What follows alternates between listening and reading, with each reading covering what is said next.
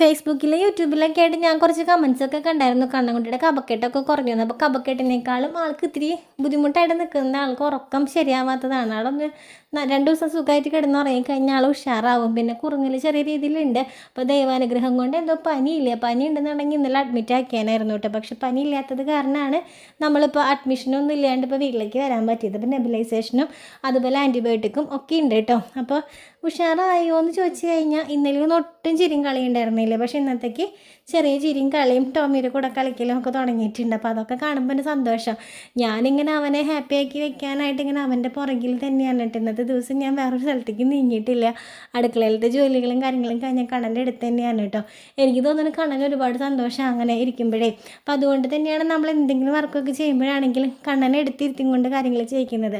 അവനെല്ലാത്തിലും ഇങ്ങനെ ആക്റ്റീവായിട്ട് വരാനായിട്ട് അവന് ഭയങ്കര ഇഷ്ടമാണ് കേട്ടോ. അപ്പോൾ അവൻ്റെ ടോമിയുടെ കൂടി ഇരുന്നിട്ട് ഞാനും കളിക്കാനൊക്കെ നിന്നപ്പോൾ ആൾ ഭയങ്കര ഹാപ്പി ആവുന്നുണ്ടായിരുന്നു കേട്ടോ. സത്യം പറഞ്ഞാൽ 2-3 ദിവസമായിട്ട് ഈ ചിരി കണ്ടിട്ട് ചിരിക്കുന്നൊക്കെ ഉണ്ടെങ്കിൽ പോലും വേണോ വേണ്ടേന്ന് വെച്ചിട്ടുള്ള ചിരിയൊക്കെയാണ്. അപ്പോൾ അങ്ങനെ കാണുമ്പോൾ നമുക്കൊരു വിഷമമല്ലേ അത്. പക്ഷേ ഇന്നിപ്പോൾ അത്യാവശ്യം ടോമിനെയൊക്കെ തട്ടിക്കളിക്കലും അതിൻ്റെ അടുത്ത് കൈ കൊണ്ട് തട്ടി അങ്ങടിടലും ഇങ്ങടിടലും ഒക്കെ തുടങ്ങിയിട്ടുണ്ട് കേട്ടോ. അതെന്തൊരു കാര്യം അങ്ങനെയാണല്ലേ. ഉണ്ടായിരുന്നതിൽ നിന്ന് എന്തെങ്കിലും ഒരു വ്യത്യാസം നമ്മൾക്ക് ഫീൽ ചെയ്യുമ്പോൾ അത് നമ്മളെ ഭയങ്കരമായിട്ട് ബാധിക്കാറുണ്ട്. അപ്പോൾ അത് ചില മനുഷ്യരാണെങ്കിൽ പോലും നമ്മൾക്ക് അങ്ങനെയാണല്ലേ. നമ്മളെടുത്ത് ഭയങ്കര ഫ്രണ്ട്ലി ആയിട്ട് നിന്നിരുന്ന ആളുകളൊക്കെ പെട്ടെന്ന് തന്നെ ഒരു അകൽച്ചയൊക്കെ കാണിക്കുമ്പോൾ നമുക്ക് ഉണ്ടാവില്ലേ ഭയങ്കരമായിട്ടുള്ളൊരു വിഷമം. അതുപോലെയാണ് കേട്ടോ കണ്ണൻ്റെ കാര്യത്തിലും. അവനിങ്ങനെ എൻ്റെ അടുത്ത് ഭയങ്കര ചിരിച്ച് കളിച്ച് വായടയ്ക്കട കണ്ണ എന്ന് പറയാൻ എനിക്ക് നേരമുള്ളൂ. കാരണം അവൻ എപ്പോഴും ചിരിച്ച് കളിച്ചിരിക്കുള്ളൂ.